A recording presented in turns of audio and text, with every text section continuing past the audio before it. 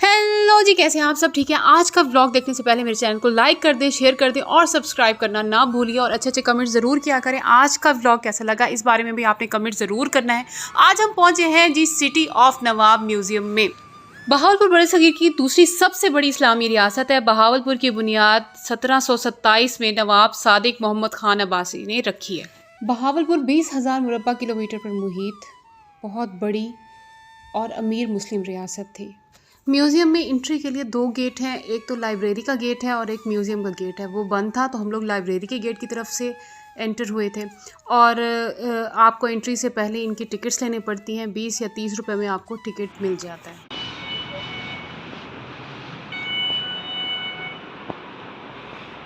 कितना टाइम हो गया म्यूज़ियम बने हुए यहाँ पे? म्यूजियम को बने हुए ये 1978 में कंप्लीट हुआ था। अच्छा। सुबह 9 से शाम 4 बजे तक म्यूज़ियम खुला रहता है और संडे को जो है ये बंद रखते हैं। बरसगीर में बसने वाले इंसानों की हैसियत कीड़े मकोड़ों से ज़्यादा नहीं थी। फिर मुस्लिम बादशाह ने यूरोपीय हुकूमत को ऐसा सबक दिया जो इनको कभी नहीं भूलेगा। जब पाकिस्तान बना तो नवाब ऑफ बहावलपुर सादिक खान अब्बासी ने 7 करोड़ रुपए मुल्की ख़जाने में जमा करवाए और एक बार 1 महीने की तनख्वाह तमाम सरकारी मुलाजमों को रियासत बहावलपुर की तरफ से दी गई और ये रियासत अपने तमाम अमूर खुद अंजाम देती थी।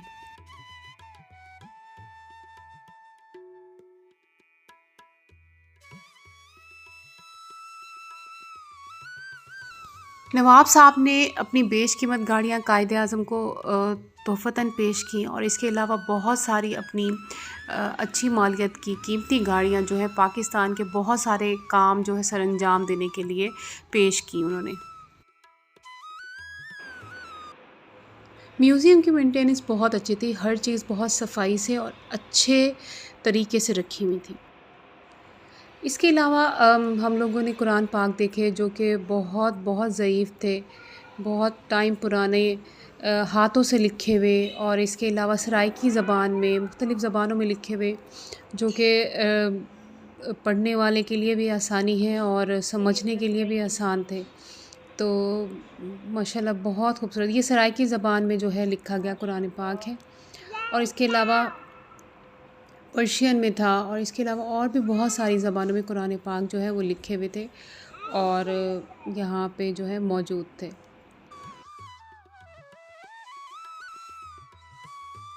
नवाब साहब कायदे आज़म के बहुत अच्छे दोस्त थे और इंडिया की तरफ से ये ऑफ़र हुई नवाब साहब को कि वो बहावलपुर रियासत जो है वो अपनी हमारे मुल्क में जब पाकिस्तान अलग हो गया तो उनका कि वो ये रियासत को इंडिया का हिस्सा बना लें, लेकिन नवाब साहब ने उस चीज़ को रद्द किया और पाकिस्तान के लिए अपना ताज उतारा और अपने ख़जाने का मुँह पाकिस्तान की आवाम की तरफ कर दिया।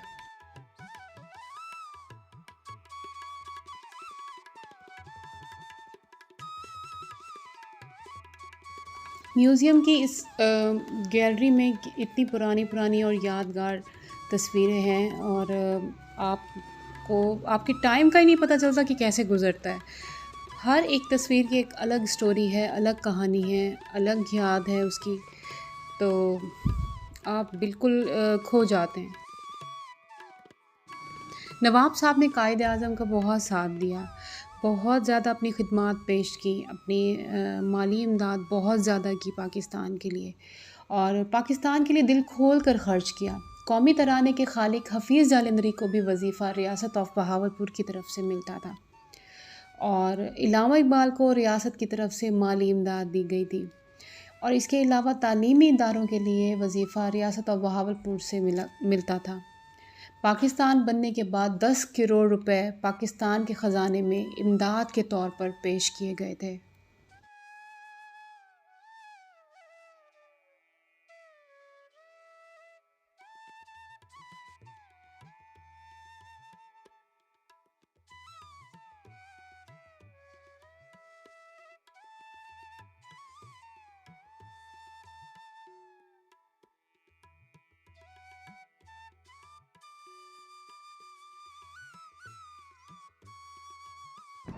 तस्वीर का हर रुख आपको बहुत सारी कुर्बानियों का दिखाता है, बताता है और बड़ी मुश्किल से बना है ये पाकिस्तान। इसमें जितनी कुर्बानियाँ औरतों ने, मर्दों ने, बच्चों ने दी हैं, वो सारी अक्कासी होती है।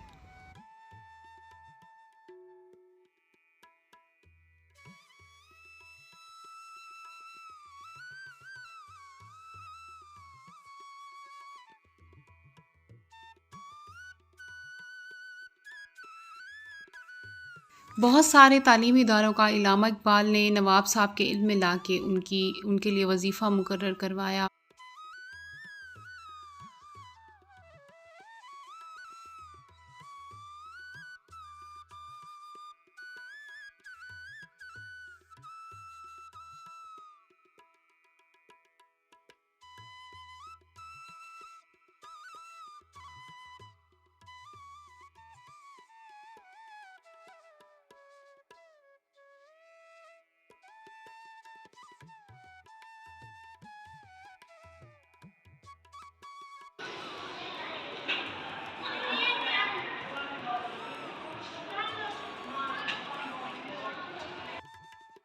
म्यूज़ियम में बहुत ही नायाब और बहुत ही पुराने और यादगार जो है वो हथियार थे, जिनकी सारी हिस्ट्री लिखी हुई थी कि कितनी पुरानी है। तोपों के गोले, तीर, कमान, और इसके अलावा जो ड्रेस पहना जाता था, इसके अलावा बंदूकें, गोलियां और भी बहुत सारी चीज़ें।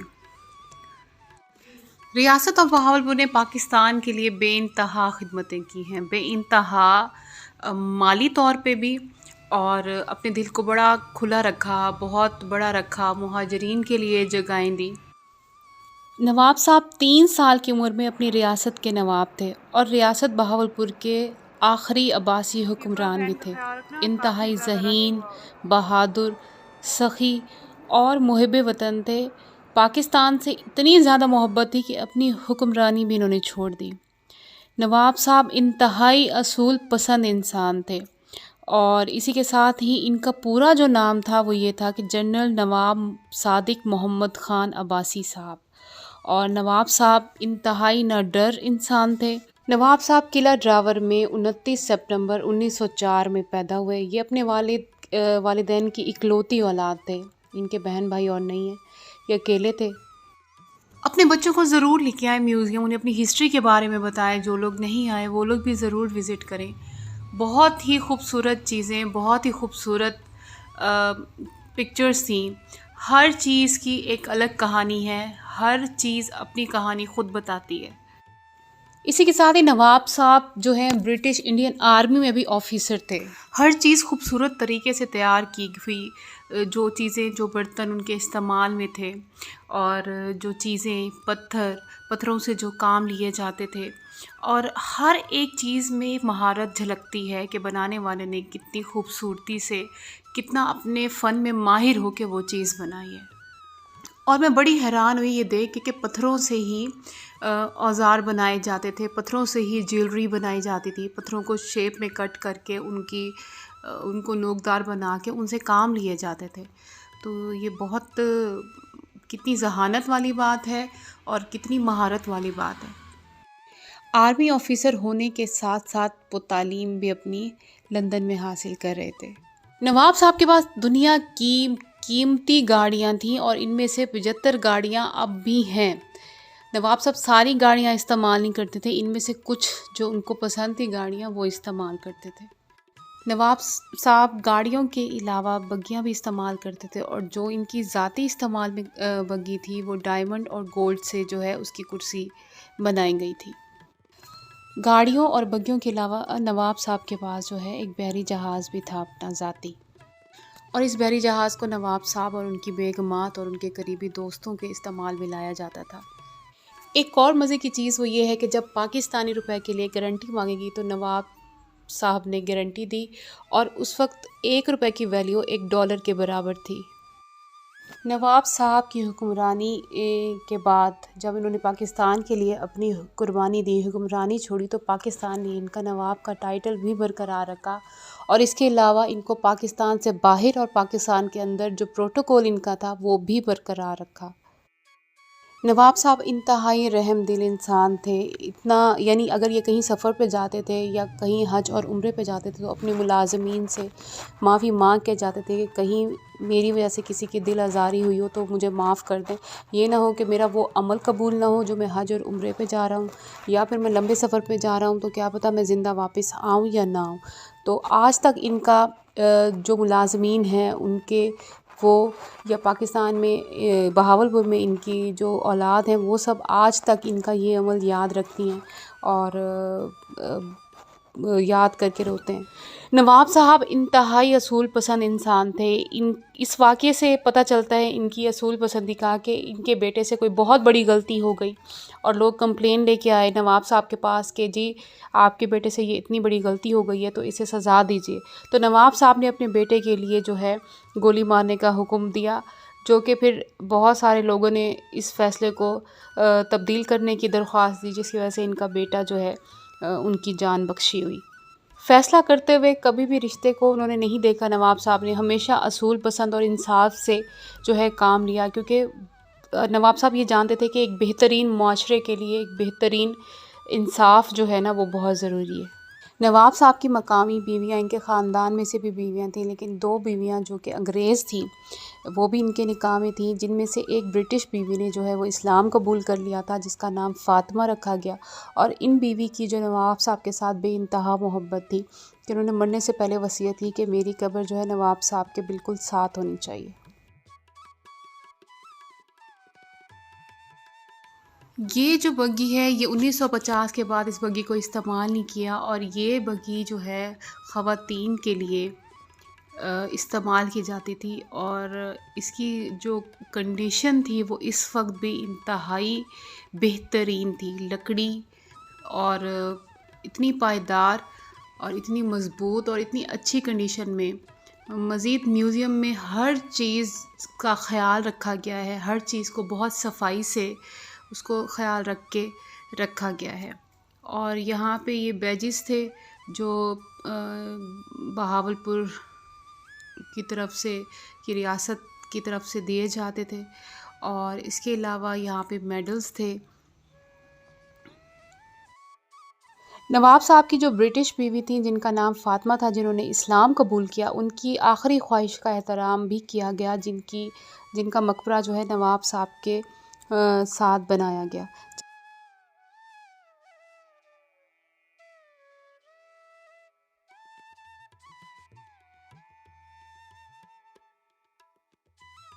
साइकिल रिक्शा को देख के बच्चे बहुत हैरान हुए कि ये किस तरह का, यानी कि कैसे बैठते थे, कहीं गिर तो नहीं जाते थे या ऐसा कुछ है। तो ये भी एक टाइम पे चलते थे। और इसी के साथ ही यहाँ पे जो है ऊँट की खाल से और जानवर की खाल से, चमड़े से ये बनाई जाती थी बॉटल, जिसमें पानी या फिर ऑयल रखा जाता था। इसके अलावा सकाफ़ती छबियाँ और इस तरह की चीज़ें जो हैं ये हमारी सकाफ़त का हिस्सा है। और यहाँ पे और भी बहुत सारी ऐसी चीज़ें, ये बर्तन नज़र आए, चांदी के बर्तन थे जो इस्तेमाल किए जाते थे। अच्छा, इनकी जो नॉन मुस्लिम बीवी थी उनका मकबरा अब्बासी ख़ानदान की जो शाही मकबरों से अलग बनाया गया है, और उस मकबरे के लिए कीमती पत्थर फ़रांस से मंगाए गए, जिसकी वजह से और उन सारे मकबरे को आरास्ता किया गया ताकि वो एक अलग से नुमायाँ हो कि ये अब्बासी ख़ानदान की नवाब साहब की बेगम का मकबरा है। अच्छा, हमारी सकाफ़ती बर्तन हैं, कपड़े हैं, इसके अलावा जूते, बहावलपुर के स्पेशली जो सकाफ़त का हिस्सा मट्टी के बर्तन अब भी नज़र आते हैं, लेकिन ये चीज़ें बहुत कम हो गई हैं। इसी तरह ये चांदी से बने हुए ज़ेवरात जो कि कितने खूबसूरत बने हुए हैं, कितना खूबसूरत तरीके से वो तैयार किए हुए हैं, ये हमारी सकाफ़त का हिस्सा थे।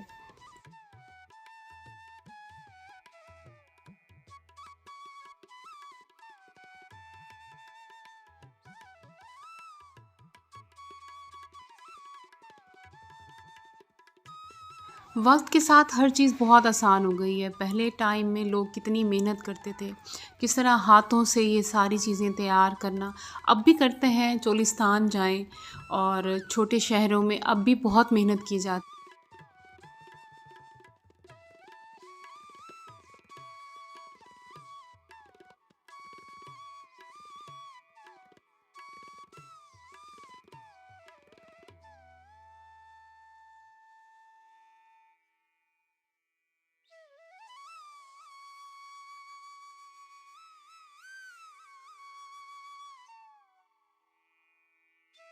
हाथों से कढ़ाइयाँ की हुई चीज़ों के अलावा ये जो चुनरी है बहावलपुर में बहुत मशहूर है और बहुत ही खूबसूरत कलर्स आपको मिलेंगे।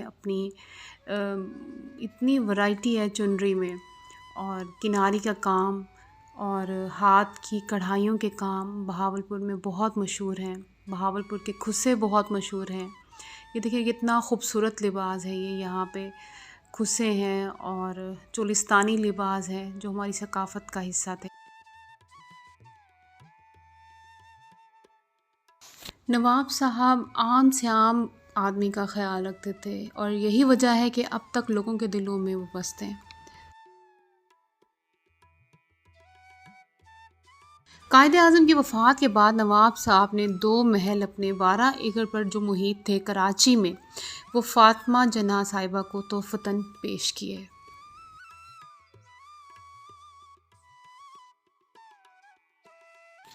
पाकिस्तान के लिए शानदार काविशों पर कायद-ए-आज़म मोहम्मद अली जिन्ना ने नवाब साहब को मोहसिन पाकिस्तान का खिताब दिया। 1966 में नवाब साहब की वफ़ात हुई है और नवाब साहब ने अपनी सारी ज़िंदगी बेहतरीन करके गुजारी है, लोगों की खिदमतें करके, सखावत करके और इंसाफ करके। बेहतरीन रियासत के बेहतरीन नवाब जो है नवाब सादिक साहब थे। आज की वीडियो में मैंने अपनी पूरी कोशिश की है कि मैं आज आपको म्यूज़ियम की हर एक चीज़, हर एक तस्वीर जो है आपके साथ शेयर करूं। उम्मीद करती हूँ कि आपको मेरी आज की वीडियो पसंद आई होगी। पसंद आई है तो मुझे कमेंट्स में ज़रूर बताइएगा और मेरी वीडियो को जो है वो शेयर भी कर लेना है ताकि मुझे पता चले, और इस वीडियो से अगर किसी की नॉलेज में इजाफ़ा होता है तो वो भी एक अच्छी बात है। बहावलपुर में 2 महल, एक दरबार महल और एक नूर महल है। दरबार महल में एंट्री जो है वो इतनी आसानी से नहीं होती और नूर महल जो है आप लोग विज़िट कर सकते हैं। इंशाअल्लाह मैं कभी नूर महल जाऊंगी और आपसे वो शेयर करूंगी। और ये है किला ढिरावर जो कि इंतहाई खूबसूरत लेकिन इंतहाई ख़स्ता हाल में है। तो किला ड्रावर भी मैं कोशिश करूँगी कि जाके एक वीडियो आपके लिए बनाऊं। और यहाँ पे जो है हमारा सारा म्यूज़ियम जो है हम लोगों ने देख लिया है। और जाते जाते यही एक बात कि कितना भी पैसा हो, कितनी भी आपके पास सेहत हो, कितनी आला से आला चीज़ें हों, आला से आला घर हो, सवारी हो, लेकिन हर चीज़ छोड़ के हमने चले ही जाना है। तो अपने आप का किरदार जो है वो इतना स्ट्रॉन्ग बनाएं, अपनी अच्छाई में अपना नाम इतना ज़रूर रखें कि लोग आपको सारी ज़िंदगी जब तक कि वो ज़िंदा है वो याद रखें। और यहाँ पे ये इंजन था जो स्टीम इंजन है और ये भी इतना पुराना है, इसकी भी सारी हिस्ट्री, सारी डिटेल जो है वो लिखी हुई है। और बस जी, आज की वीडियो यहीं तक थी। आई होप कि आज की वीडियो आपको पसंद आई होगी। मिलते हैं नेक्स्ट व्लॉग में। बाय बाय, अल्लाह हाफिज़।